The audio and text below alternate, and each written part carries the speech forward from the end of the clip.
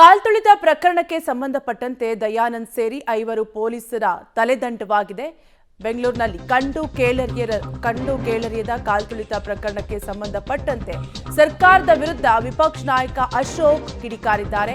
ಅಮಾಯಕ ಕ್ರಿಕೆಟ್ ಪ್ರೇಮಿಗಳಿಗೆ ಸಾವಿನ ಗ್ಯಾರಂಟಿ ಅಂತ ಕಿಡಿಕಾರಿದ್ದು, ದಕ್ಷ ಪ್ರಾಮಾಣಿಕ ಪೊಲೀಸ್ ಅಧಿಕಾರಿಗಳಿಗೆ ಅಮಾನತು ಗ್ಯಾರಂಟಿ, ಸಿಎಂ ಮಂತ್ರಿಗಳಿಗೆ ಅಧಿಕಾರ ಗ್ಯಾರಂಟಿ ಅಂತ ಸರ್ಕಾರದ ವಿರುದ್ಧ ವಿಪಕ್ಷ ನಾಯಕ ಅಶೋಕ್ ಕಿಡಿಕಾರಿದ್ದಾರೆ. ಒಟ್ಟಾರೆಯಾಗಿ ದಯಾನಂದ್ ಸೇರಿದಂತೆ 5 ಪೊಲೀಸರ ಅಮಾನತು ಆಗಿದ್ದು, ಎಡಿಜಿಪಿ ದರ್ಜೆಯ ಅಧಿಕಾರಿಯನ್ನು ಕೂಡ ಅಮಾನತು ಮಾಡಲಾಗಿದ್ದು, ಈಗ ಈ ಪ್ರಕರಣಕ್ಕೆ ಸಂಬಂಧಪಟ್ಟಂತೆ ಸರ್ಕಾರದ ವಿರುದ್ಧ ಅಶೋಕ್ ಕಿಡಿಕಾರಿದ್ದಾರೆ.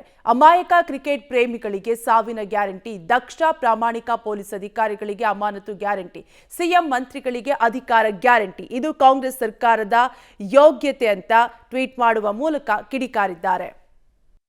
ಕಾಲ್ತುಳಿತ ಸರ್ಕಾರಿ ಪ್ರಾಯೋಜಿತ ಅಮಾಯಕರ ಕಾಲ್ತುಳಿತ ಪ್ರಕರಣಕ್ಕೆ ಸಂಬಂಧಪಟ್ಟಂತೆ ಪೊಲೀಸರ ತಲೆದಂಡವಾಗಿದೆ. ದಯಾನಂದ್ ಸೇರಿದಂತೆ 5 ಪೊಲೀಸರನ್ನ ಅಮಾನತು ಮಾಡಲಾಗಿ ಆದೇಶವನ್ನ ಹೊರಡಿಸಲಾಗಿದ್ದು, ಎಡಿಜಿಪಿ ದರ್ಜೆಯ ಅಧಿಕಾರಿಯನ್ನು ಕೂಡ ಅಮಾನತು ಮಾಡಲಾಗಿದ್ದು, ಈ ವಿಚಾರಕ್ಕೆ ಸಂಬಂಧಪಟ್ಟಂತೆ ಈಗಾಗಲೇ ವಿರೋಧ ಪಕ್ಷಗಳು ಆಕ್ರೋಶವನ್ನ ವ್ಯಕ್ತಪಡಿಸ್ತಾ ಇದ್ದಾರೆ. ಪೊಲೀಸರ ತಲೆದಂಡಕ್ಕೆ ವಿಜೇಂದ್ರ ಕೂಡ ಖಂಡನೆಯನ್ನ ವ್ಯಕ್ತಪಡಿಸಿದ್ದಾರೆ. ನೈತಿಕ ಹೊಣೆ ಹೊತ್ತು ರಾಜೀನಾಮೆಯನ್ನ ನೀಡಬೇಕಿತ್ತು, ಸಿಎಂ ಡಿಸಿಎಂ ಗೃಹ ಸಚಿವರು ರಾಜೀನಾಮೆಯನ್ನ ನೀಡಬೇಕಿತ್ತು. ಎತ್ತಿಗೆ ಜ್ವರ ಬಂದ್ರೆ ಎಮ್ಮೆಗೆ ಬರೆ ಹಾಕಿದಂತೆ ಸರ್ಕಾರದ ನಡೆ ಅಂತ ಆಕ್ರೋಶವನ್ನ ವ್ಯಕ್ತಪಡಿಸಿದ್ದು, ಬೀಸುವ ದೊಣ್ಣೆಯಿಂದ ತಪ್ಪಿಸಿಕೊಳ್ಳುವ ನಡೆ.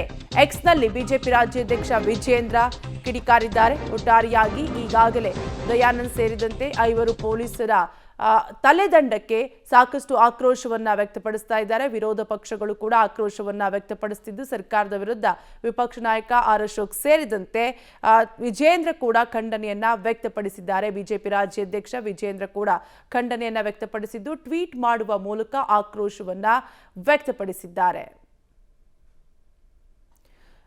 ನೈತಿಕ ಹೊಣೆ ಹೊತ್ತು ರಾಜೀನಾಮೆಯನ್ನ ನೀಡಬೇಕಿತ್ತು, ಸಿಎಂ ಡಿಸಿಎಂ ಗೃಹ ಸಚಿವರು ರಾಜೀನಾಮೆಯನ್ನ ನೀಡಬೇಕಿತ್ತು. ಎತ್ತಿಗೆ ಜ್ವರ ಬಂದ್ರೆ ಎಮ್ಮೆಗೆ ಬರೆ ಹಾಕಿದಂತೆ ಸರ್ಕಾರದ ನಡೆ ಅಂತ ಆಕ್ರೋಶವನ್ನ ವ್ಯಕ್ತಪಡಿಸಿದ್ದಾರೆ. ಹಾಗೆ ಬೀಸುವ ದೊಣ್ಣೆಯಿಂದ ತಪ್ಪಿಸಿಕೊಳ್ಳುವ ನಡೆಯನ್ನ ರಾಜ್ಯ ಸರ್ಕಾರ ಅನುಸರಿಸುತ್ತಿದೆ ಅಂತ ಕಿಡಿಕಾರಿದ್ದು, ಎಕ್ಸ್ನಲ್ಲಿ ಬಿಜೆಪಿ ರಾಜ್ಯಾಧ್ಯಕ್ಷ ವಿಜೇಂದ್ರ ಕಿಡಿಕಾರಿದ್ದಾರೆ.